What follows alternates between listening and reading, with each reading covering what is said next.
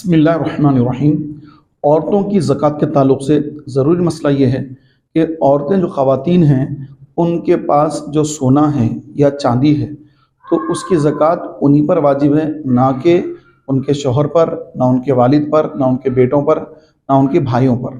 तो जिस औरत के पास जितना सोना या चांदी है, देख लेंगे कितना सोना है कि 7.5 तोले सोना या 52.5 तोले चांदी अगर है, या 7.5 तोले सोना नहीं है बल्कि एक 2 तोले सोना है और एक 2 तोले चांदी है, तो दोनों की कीमत देख लें कितनी हो रही है।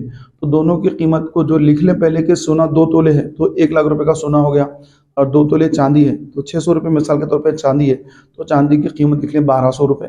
अब दोनों को टोटल कर लें कितनी कीमत हो गई। अब अगर वो कीमत जो हो गई है, अगर उसमें से अगर आपको कर्जा है तो कर्जा वगैरह निकाल दें। अब उसके बाद अगर आपके पास इतने पैसे बच रहे हैं कि उतने पैसों में 52.5 तोले चांदी आप खरीद सकती हैं, तो फिर आपके ऊपर ज़कात वाजिब है, तो ये ज़कात आपको देना है। लेकिन अगर ख़वातीन के अगर कोई ज़िम्मेदार यानी अगर शौहर अगर वो है तो शौहर अगर दे दे तो भी ज़कात अदा हो जाएगी। लेकिन शौहर पर वाजिब नहीं है, ना भाई पे वाजिब है, ना किसी पर वाजिब है। औरत की ज़कात औरत पर ही वाजिब है। अगर शौहर दे दे तो ये शौहर का एहसान है, और अगर शौहर की हालत ठीक नहीं है और माशी तौर पर शौहर परेशान हाल है तो ज़कात नहीं दे सकता, तो फिर औरत को चाहिए कि अब अपना सोना बेचकर ज़कात अदा करें, वरना गुनाहगार होंगे।